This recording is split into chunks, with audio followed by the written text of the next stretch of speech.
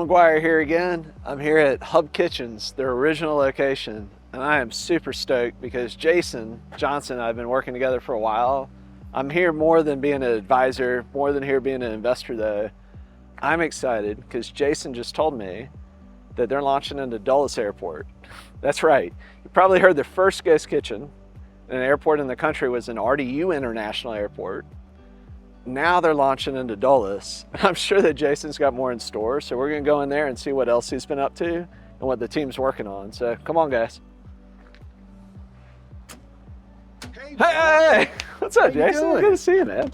You too. We were just talking about Dulles. Yeah, man. I'm actually in town. You know, I've been making some business up there, but I came back to see and meet with you today. Awesome. Well, I wanted to show everybody that we send this out to just a look inside and also see what you guys had updated, because you guys are making some updates in here, right? We have made some updates. This is the first HUBB Kitchens location, opened December 2020. Houses almost 60 food entrepreneur businesses. We do everything here from, we have a kombucha maker, we have traditional caterers, bakers, we even have a ghost kitchen operator here. So we kind of took this 3,000 square foot space from being a single tenant to now some multi-tenant shared space.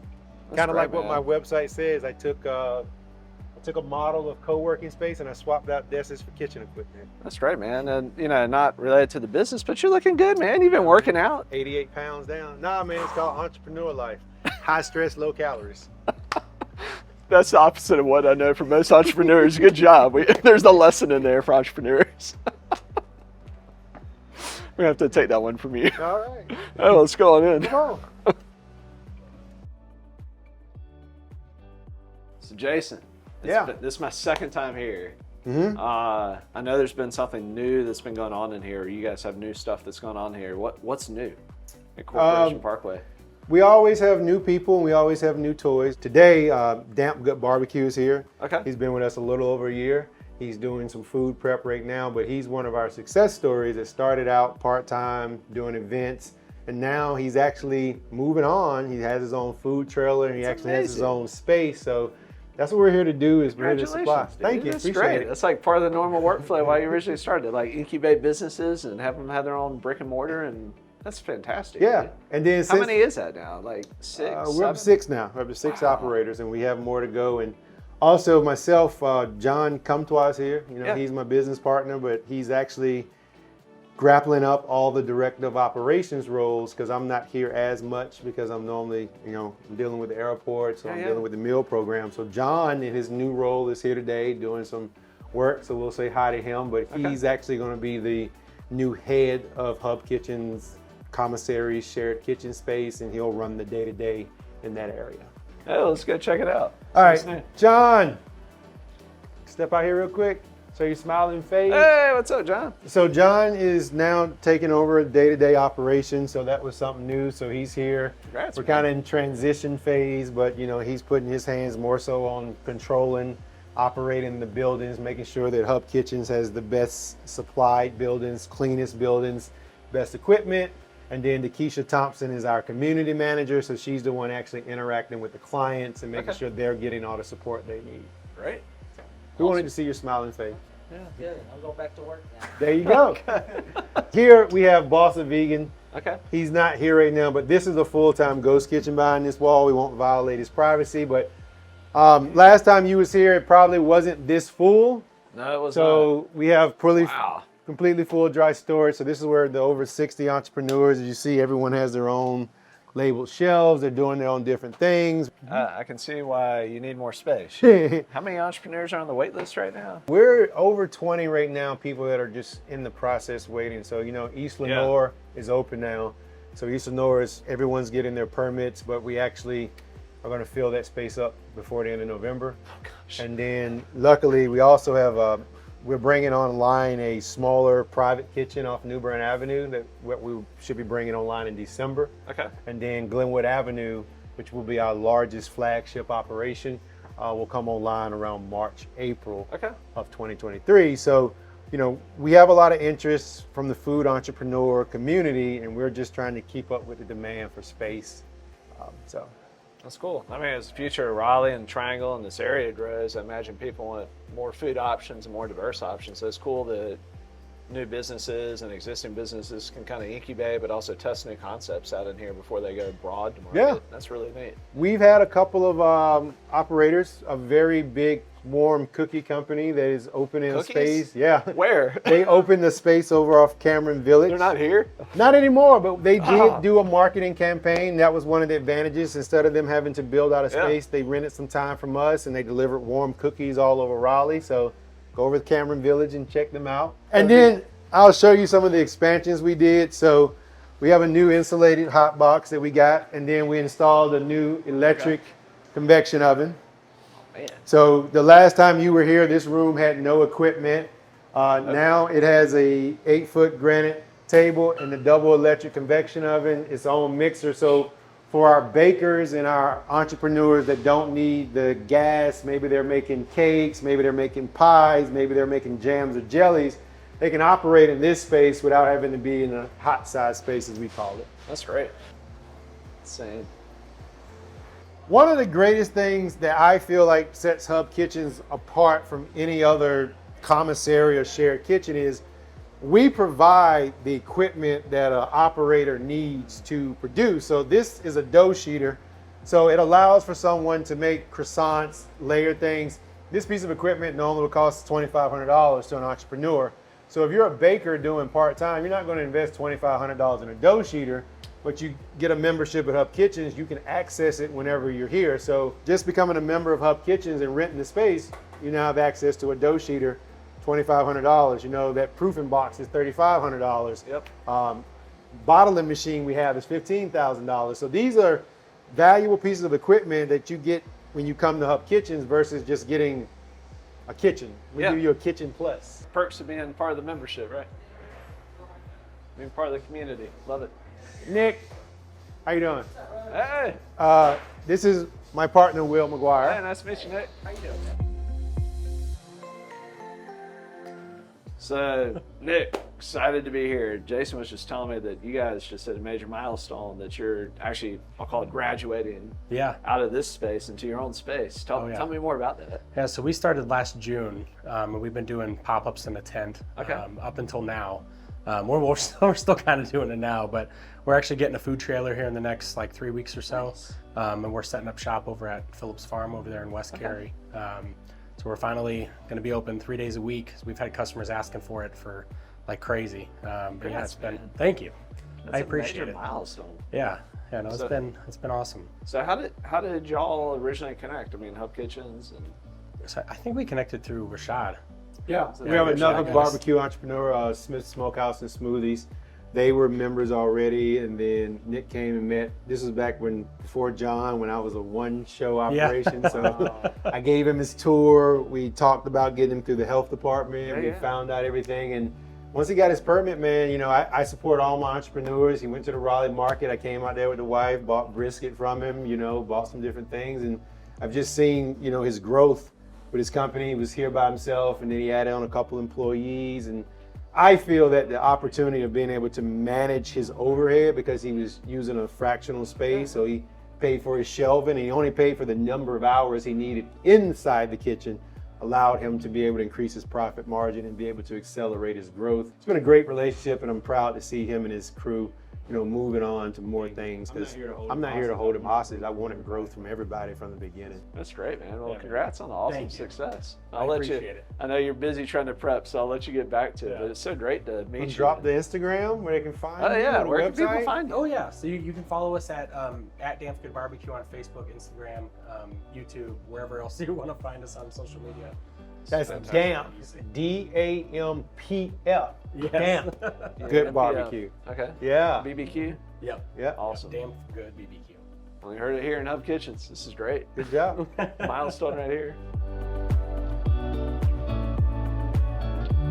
So, Jason, remind me again, when did Corporation Parkway open? Because that was kind of like the first like real location for Hub Kitchens launch, right? Yeah, it was the first physical location. We signed the lease October 2020, and we let the first client in December 2020. That's right. And then you guys were like full capacity within like 3 months, profitable by then for the location. Okay, that's right. Yeah, we were profitable within 3 months. And then we filled it up August of 2021. Okay. So it's been at capacity. Right now it sits on a waiting list. If people don't want to wait for corporation, we still have some room left at East Lenore. But East Lenore's waiting list will start to pick up, and then we'll be moving people to New Bern or Glenwood. Wait, so there's already a waiting list for East Lenore? I mean, you guys just opened it when? We got the permit end of August, September. We kind of were doing some finishing work, but now we're doing inspections every week. We've got a application. I mean, we have over 700 applications for HUBB Kitchens, so it's kind of like you get the applications, but then you have to see who wants to go through the regulatory process. So we're constantly working with entrepreneurs, getting them their proper permits, insurance, making sure they're set up.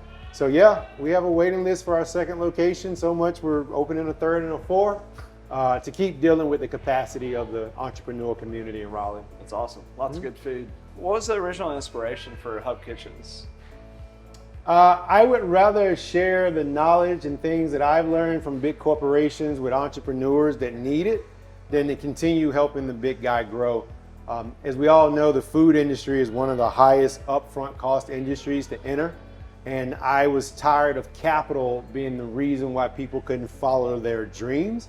And I also was tired of capital being the reason why I had to watch talented individuals in restaurants make money for somebody else when I knew they could do it themselves. So I wanted to provide an environment where you can just bring talent, a little bit of money, and you actually can show what you can do.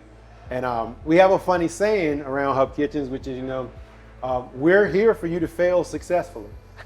And what that means is we want you to come in here and see what it's like to be an entrepreneur, test your idea. And if you fail, well, your house isn't in jeopardy now. Yeah. Your car is not in jeopardy. You lost some money, but at least you can figure out. And if you want to tap into our advisory services, we can help you figure the kinks out. We have everything from, professional bookkeepers to advisors to menu pricing. So we really try to be the one-stop shop platform to really test your concept, grow your concept, and then, move on to your own business. I think that's great too, because it's not just if somebody's got great food, they also have to run a business if they want to be a food entrepreneur. So I think that's incredible that you've got that all under one roof. Well, so that people can figure out if this is really a calling or is it just, I'm going to do this on the side. Yeah, we like to say, we're the yin to the entrepreneur's yang. If the entrepreneur is the talent, the creative, we can support them in the back office. If they're a manager, entrepreneur like me, we can support and help with the creative side. That's cool. What needs are you seeing in the community where you want HUBB Kitchens to play? Well, myself personally, I have a very strong passion for feeding the disadvantaged community. So we actually were able to collaborate with a group called Now Serving. And we actually produce 1,000 meals a month. When did this happen? This is brand new. I mean, I'm on your advisory team. I didn't know this. This is great. We started, it's a nonprofit arm, so we do have a 501c3 that we operate. And we started it it was small. It was like 100 meals every 2 weeks. And, Dekeisha Thompson, who's a wonderful, awesome chef, she really put her heart and soul into it. We don't like to just provide meals that are just meals. She actually gives you chef quality, chef inspired casserole dishes that Now Serving has these distribution centers that we deliver to. So to date, we've produced over 7,000 meals for disadvantaged communities of Raleigh. Our goal is to get up to 10,000 meals a month next year.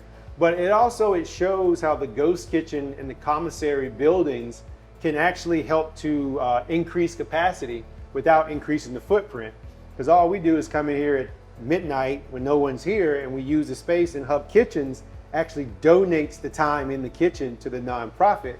So we are able to serve better food because we're not having to worry about how we're going to pay for it.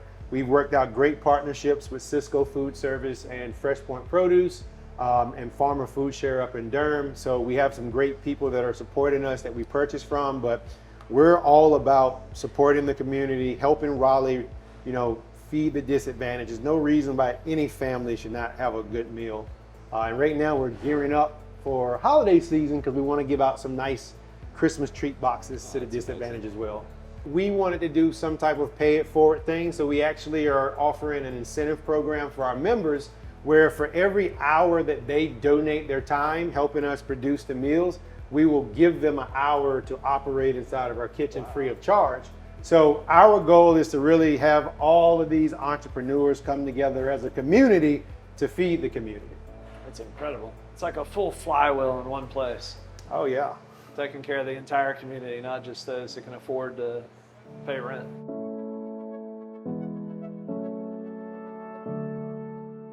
Jason, you're telling me more about I think the one-on-one meal planning. Yeah, one-to-one. So kind of when we started to try to feed the disadvantaged, we wanted the community to be involved. We call these communities each one of our locations. So we decided to offer any entrepreneur that's operating in our facility, if they want to volunteer an hour, for every hour they volunteer helping us make meals for the needy, we give them an hour to operate their business. Amazing. So kind of like with sweat equity, Yeah. if your budget is limited, hey, I only have $200 a month. Okay, well now you can double it, because all you got to do, $200 buys you shelving in 5 hours. Well, if you donate, you work for 5 hours. Well, now you just took your to 10 hours. So it's a way for people to, again, use their talent, use their hard work to start their own business. I love that it's so involved too. It's not like we're doing something that's completely outside of our wheelhouse for our give back. They're actually doing what they love doing anyway. Yeah. You got a business right here, HUBB Kitchens, that basically no matter where you go, like there's a direct benefit to the most in need in our community, Yeah. while And- still being a profitable flywheel that helps bring benefit to food entrepreneurs. I mean, it's incredible. Yeah, we've always wanted to be a mission-focused for-profit. I never started this company and went into this trying to be a millionaire and make a bunch of money, but I wanted to give a sustainable, successful company. Like me and you have said, and you said to me multiple times, you can't have means without margins. So we needed something that was self-sustaining, which the commissary does, being in real estate and operating. And then we wanted to give back first to our own community, which was the entrepreneurs coming in. That's where the advisory came from, sharing our knowledge and our experience. And then next was helping the larger community, which was, hey, take this thing we have, fully equipped kitchens, and let's mass produce meals. Because, we have locations and we don't have to worry about like some of our restaurant partners who have to worry about lunch and dinner service. We don't, we can operate whenever we want. So that's what it's all about at HUBB Kitchens is, giving back to our clients and then giving back to wherever community we're in. That's great. Well, where do you kind of see HUBB Kitchens going over the next year, 2 years? Will you continue to open new commissary, new commercial kitchen locations, grow the airport side, or like what can you share? I know there's some things you may not be able to share. All three verticals, the meal program, the shared kitchen space, commissaries, and airport operations, we are looking to expand. I will say that one of those verticals, probably the one where we're doing something that's never been done ever in the country, is going to expand faster than the other ones. HUBB Kitchens itself as a brand, when it comes to the commissaries, is looking to spread some, but we are looking to own where we operate moving forward, meaning we want to get into acquiring real estate. But then we're also interested in the possibility of, if there's smaller communities that are looking for something like a HUBB Kitchens, maybe we can just let them operate it and we provide them the expertise and the guidance on how to operate a HUBB Kitchens. We're not talking about franchising, though. I can see HUBB Kitchens model being incredibly valuable to real estate sponsors too. Because when a real estate sponsor, developer is trying to go into a community and say, hey, we want to build this building. Yeah. They have to get it approved by the city and all the powers that be to get it approved for the community. So if they have tenants that are already anchor tenants, that maybe also their play is they have, the tenant, HUBB Kitchens has equity in the building. Yeah. That's a better mix for the community, a better mix for the developer, because the flywheel's already built into basically anything surrounding this area is going to benefit, from the people that are on the street that need food to the people that may be living in a high rise to everywhere in between, because it's centered around community, people, basically people enjoying a meal together. Yeah. So Jason, I know that you kind of built this company, you bootstrapped it from the ground up, but you had your initial crowdfunding raise. It was a revenue share. Yes. And people got pretty excited about the concept. I know you shut that down early because almost immediately the connections that we, between the crowd and Incolo basically landed the RDU Yep. Ghost Kitchen. But you've got a second raise open now. I do. We've been The second time to the well. that. We've That's already right. beat the first time. That's fantastic. That's fantastic. What was the desire to go to the crowd versus purely just taking like a private route? Like, what was the reason for wanting to do that? Well, first and foremost, meeting William McGuire, who explained to me, and because when we first met, I've told you before, I was very afraid, very skeptical. Yeah. This isn't going to work. I don't know enough people, blah, blah, blah. And you just kept educating and telling me, never pushed, but educated. And, being a minority, I don't have a rich uncle. I don't have friends and family that have money. So it was like you said, hey man, you leverage the community that likes and loves you and wants to support you. It's kind of that model of you don't need one person to give you $1,000, get 1,000 people to give you $1. In the crowd, you're telling a story and you're letting people know the risk. You're doing all your disclosures and everything, but truly you're showing them what you've done or what you want to do, and you're getting them to buy in. A transaction with a bank transaction. Once you sign the paper and you close the loan or whatever, it's pay me, that's it. Like the old Jay-Z song, or not really go back to Goodfellas, but it's the people that love and like you that are now your partners. And they're able to sit back themselves and say, hey, look what I'm helping to grow. Look what I'm helping to build. So they get some ownership. So that's what I love about the crowd is it's a two-way relationship. It's not just give me your money and let me pay you back. It's more so like they're now a part of this community. They can say to their friends and family, look what I'm helping to do in the world. So Jason, awesome excitement for everything that's happened here, man. I remember the first time we met and Raleigh founded, and you were talking about this idea of like co-working, but for food entrepreneurs, and I couldn't even see it at the time. And I mean, it's amazing to see what it's birthing, what's bloomed in our communities and how it's going to impact future communities. I mean, being a father, so I know you're a father too, with children, it's nice to see that type of flywheel, that type of business being built in our community that stays true to that mission. Being a father, that relationship between you and your child, how does that influence your business? I don't want to build a business that's not impacting my community because I want to build a better community for my child. So I don't want her to look at her father and, her father makes a lot of money or her father has a very big company. I want her to sit back and know her father did something that actually improved the community that she grew up in. So that's why, a lot of times as I'm leading this company, I'm not just trying to think what's the next deal that's going to make us a lot of money, but what is the next thing we can help accomplish. So I try to keep a balance. We have the meals, we have the commissaries, we have the airport, but I want her to grow up and one day look at me and be proud of everything that I was able to help do in the community, and not just what we do with our own finances and personal life, because that's what's really important. One of our other advisors, Jason Wyden, he said to me one time when we were first getting to know each other, he's like, what type of businessman do you want to be? Do you want to be a businessman that just makes a lot of money and when you're about to go, you got all this money you can't take with you? Do you want to be a businessman that people say, hey, they actually made an impact in the community? And that's what I want to be, is I want to be someone that makes an impact in the community. And I just want to keep my family financially stable. So I got to have margin to do mission, but at the same time, that's what I want her to see, is be proud that her father did something for the community and not just took something from the community. You're building it from within, man. It's incredible. Absolutely incredible. But thank you. And Jason. Thanks, man. Thank you.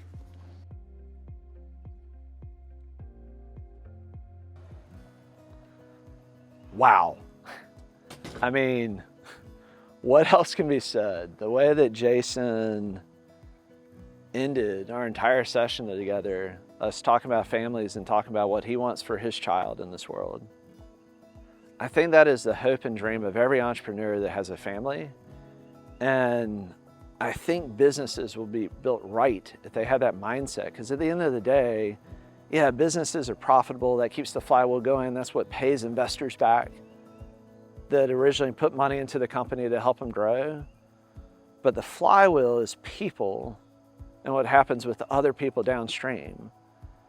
And the impact that has on the world is far more important than any particular profit that we can make right now.